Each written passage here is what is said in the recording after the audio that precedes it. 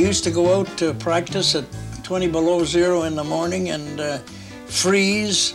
And Harry, I had fun. Let me put it that way. Yeah. That was my whole life was fun. I enjoyed playing hockey, and I learned to play. I learned to play at school. I played at St. Joseph's School in Ottawa, and we had a pretty good team there too. He was some kind of a guy. A fountain of youth to all who shared his presence, an irrepressible leprechaun with a gift of blarney and a heart as outgoing as his smile. He was a hockey legend who became a legendary Canadian. I'm Johnny Wayne. Let me tell you about my pal, Francis Michael Clancy, Canada's king of the 20th century. Clancy was born in Ottawa in 1903, the son of Dolly O'Leary Clancy and her husband Thomas. Dolly was a fine skater, and Thomas was an outstanding football player, teacher, and coach. My dad was a football player. He came over from the States, and I think perhaps that, Harry, that my dad was the first import that ever came into Canada to play football from the United States. So that's how we got the Clancys. That's how we got the Clancys. My dad taught mathematics at the Ottawa University, and of course he played football for Ottawa University, and he coached the Ottawa Rough Riders. Did he want you to be a professional athlete? Well, he didn't say. In fact, he never saw me play a game of hockey until I played for the championship of the city. Somebody told him at work that I was going to play that night. They asked him if I was going to the game. Well, he said, I've never seen him play. I don't know what kind of a player he is. So the fellow told him, well, he said, he plays fairly well. So my dad came to the game that night, and when the game was over, when I went home, he said to me, well, he said, you played pretty good. He said, only he said that you let them knock you around a little too much. Well, I said I was too small. I said, I'm too small playing with those bigger fellas. Well, he said, you got to bet a little tougher, he said, to be able to play hockey, and that was his first words. So the first game I played as a professional, somebody knocked me, Dr. Smiley from Toronto here, knocked me up against the fence there, and I fell down to where he was sitting. And he just leaned over the boards and he said to me, get up. So, you know, I wasn't able to get up, but I got up anyway, and I went home that night, and he says, never let them know that they hurt you. He said, get up right away, as soon as they hit you. I said, sometimes you can't get up. Well, he said, you have to get up, and that was it. That's what I tried to do during my hockey career. When I got knocked down, I tried to get up. Sometimes I couldn't get up. Young King started as a football player, but when he discovered hockey, his mother became his greatest fan. My mother was a great skater, and she liked to see me play. And in fact, I went off one night in Ottawa when I was playing with Ottawa with a cut over my eye, and she just looked at me and she said, hurry back. Unlike his 200-pound father, King was compact. Just 150 pounds of muscle and conversation. When he signed with the Ottawa Senators in 1921 for $800 a season, King was the smallest man on the team. He once said, they used to bounce me around like a rubber ball, but I was never seriously hurt. In those days, the Ottawa Senators earned their money. And young King played on 4 Stanley Cup champions. He set a scoring record for defensemen and was an all-star in every way. He was so good that Conn Smythe gave $35,000 and 2 players to get him for Toronto in 1930. Smythe knew what he was buying. He said afterwards, I paid a fortune for a heart. The game is heart, the kindest heart in pro hockey. I didn't go shopping for a strong back or sturdy legs. I bought heart, character, courage, and devotion. He was a great man in this way, Don, that his word was his bond. I never signed a contract with him in all the years that I played for him. I played 7 years, 7.5 years. I never signed a contract. And when he came down to Ottawa to sign me, when they bought me, I asked him for $10,000. $10,000? And I thought he was going to take a stroke. But he gave it to me. In his entire career, King Clancy never signed a contract. He trusted everyone, and everyone trusted him. He just loved to play. I enjoyed playing hockey, and of course, to me, hockey was fun.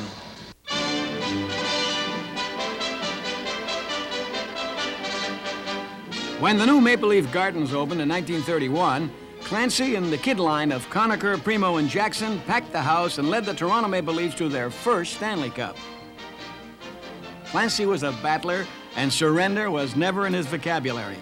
They said that he was in 1,000 fights and never won one. Naturally, the King disagreed with this rumor. Now, I heard talking of fighting, I heard you had over 1,000 fights and you never won one. Won one. Which one was that? Eddie Shore. Eddie Shore? Yeah, the toughest guy in the Boston Bruins. Yeah. He was on his knees when I hit him. It was a time of all-time stars like Howie Morenz, Eddie Shore, Joe Malone, Hap Day, and King's greatest buddy, Charlie Conacher.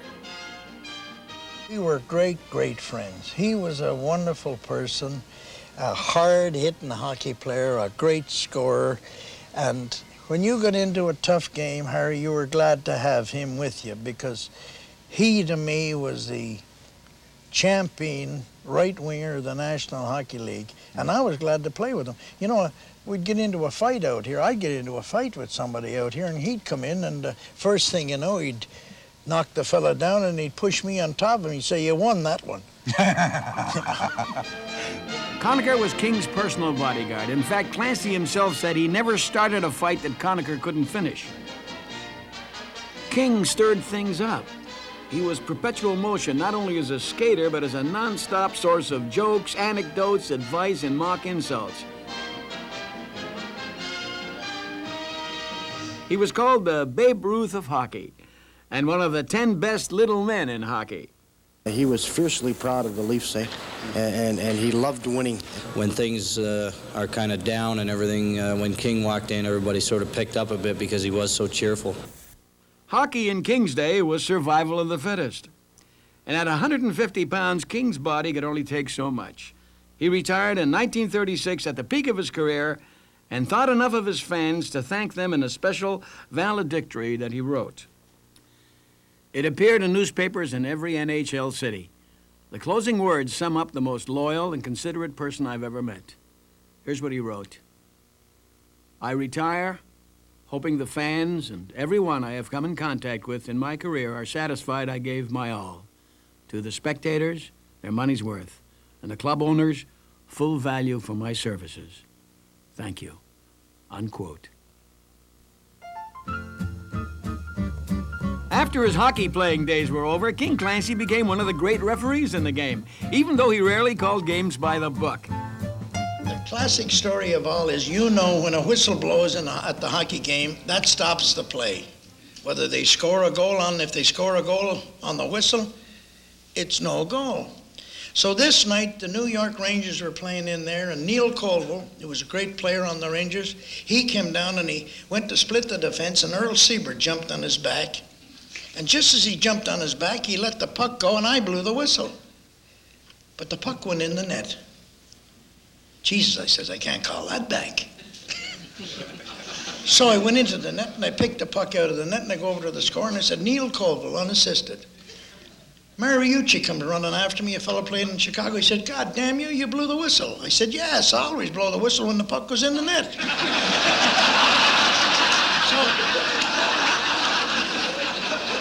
From then on, every time they scored a goal, I went and blew the whistle, went and picked the puck out. But only in Chicago. According to Bill Chadwick, Clancy refereed games with common sense. He'd drop the puck and say, all right, you bastards, any way you want to play, you play, and any way I want to call it, I'll call it. Now, what happened there? What was going on there? A fight. He got hit with a stick. Jimmy Rolander got hit with a stick, and I got all the blood over me, as you can see. I didn't want any part of it. But anyway, I asked Red Horner, who was the linesman, I says, what happened, Red?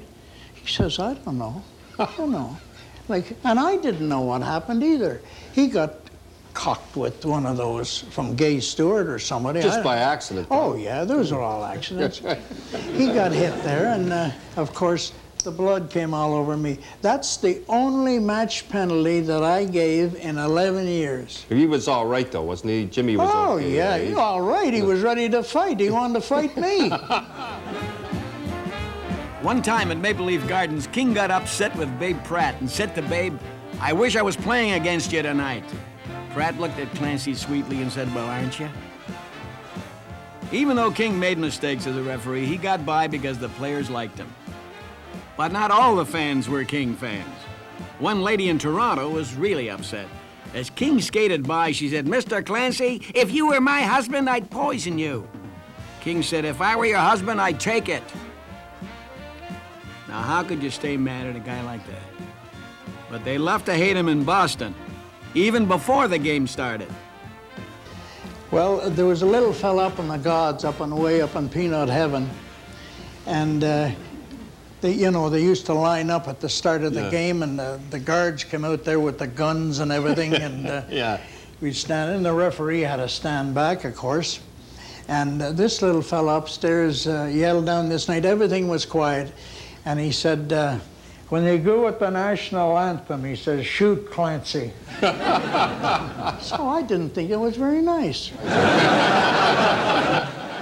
Clancy also loved telling the story about the time they named a town near Boston after him. Clancy, he says, when they get through here, he says, "We're going to name a town after you." And I looked up on him. He said, "Marblehead."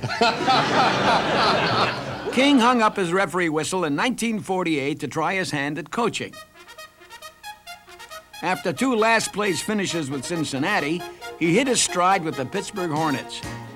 In 1951, they won the AHL title, and in 1952, lost in the finals. The King returned to Toronto to coach the Leafs for 3 seasons. He got them into the playoffs each year, and each year, Gordie Howe and the Red Wings beat them out. King said they ought to bottle Howe's sweat. It would make a great liniment rub for other players. But coaching wasn't really King Clancy's idea of fun, just too much pressure. So he was glad to move into the Gardens front office as Conn Smythe's ambassador of goodwill.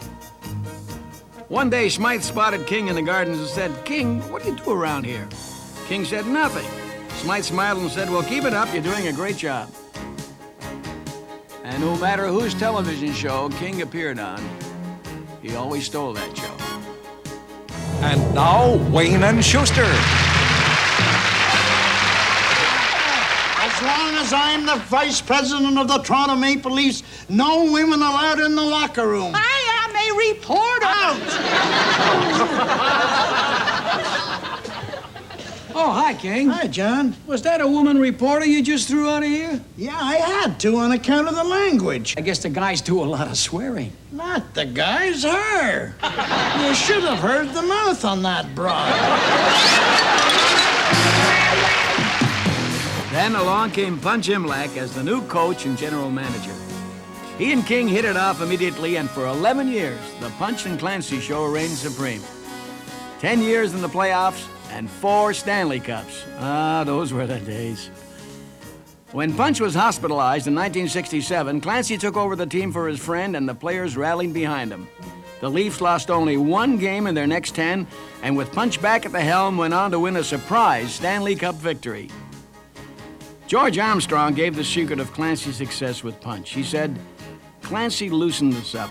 He had this uncanny knack of making you laugh whether you liked to or not, and the young players listened to him. Clancy always had an audience. He was just fun to be around." Imlach said the greatest thing that ever happened to him was getting to know Clancy. Laughter was his calling card. He even named his dog Sex, and it got him into trouble. Yes, he did. He got out, and the police came and said to me, "What are you looking for?" I said, "I'm looking for Sex." He says, "Not around here." He was a hockey player, official, coach, and vice president in charge of keeping people happy. But the King Clancy we knew was also a devoted husband, father, and grandfather, a family man every moment he could spare. It wasn't easy raising 4 children when you're on the road so much, but King Clancy had an extraordinary wife. Her name was Rachel. King called her Ray. She once said, "We were an unlikely twosome. He was Irish Catholic and gregarious. I was quiet, Scottish, and Protestant. But I found him exciting. I'd never mingled with the vibrant, vital people that filled King's world." King lost Ray to cancer in 1977. It was the most difficult time of his life. The greatest person that God could ever give a man. Great, wonderful. I had family, wonderful family, and she did all the work. I did, because I was away most of the time. I couldn't have done it anyway, the work that she did. She was 1 in a million, Harry. You must have been deserving. Oh no, I wasn't deserving of what I got, because she was really a wonderful person. I can't say too much about it. And when I come in here at night into the house here, first thing I do when I open the door, I start to think of her. Yeah. Her name was Rachel, but you didn't call her Rachel. No, I called her Ray. And I don't know, it's maybe I'm a kind of a sentimental guy, but when I lost her,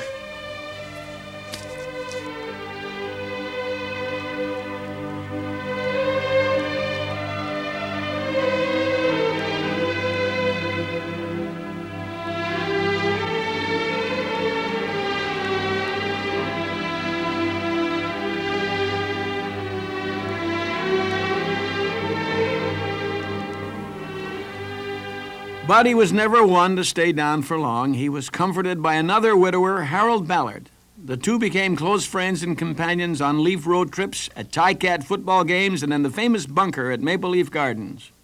to me, you know, a lot of people, Harry, say Mr. Ballard is tough, Mr. Ballard is this, Mr. Ballard is that. Mr. Ballard, to my way of thinking, is one of the greatest people that I ever met. He's a class individual. He says things at times that it just comes out. And to me, he's been so good to me that, gee, I just have to go along with him. He asked me what I'm doing now. He said to me, King, what do you do?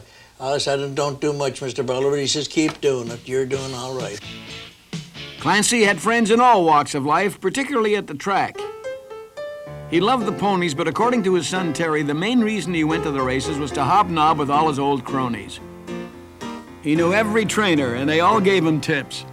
Dick Duff said Clancy broke even at the track because he bet on every horse they gave him. He didn't want to offend anyone by taking one tip over another. And at the track, he always had his hands in his pockets. Milt Dunnell maintained that Clancy was just saying his beads. King, you're in great voice today. Well, you know, everything here, this is for charity, and to me, you have to be in great voice when you're trying to do something for the underprivileged and charity. King was a doer, a bustling, caring man who was on call anytime to support a good cause. He made personal visits to prisons to talk to the inmates. He was one of the founders of the Conacher Foundation. He was a vocal supporter of disabled persons and those unable to look after themselves. Throughout his long career, King Clancy was generous to a fault. Even though he never sipped anything stronger than a Coke in his life, he was always the first to pick up a tab. Jim Coleman said it best about King. Probably no other man in the history of our sprawling nation enjoyed such a long, uninterrupted period of exposure to friendly public attention. He was Canada's King of the 20th century. Years ago, King was invited to Vancouver to be one of the guest speakers at a charity function. Bob Hope was to follow King. After Clancy kept the audience in stitches for 30 minutes, Hope came on, looked at the audience and said, "How do you follow an act like that?" The answer is, you don't. Thanks, King, for everything.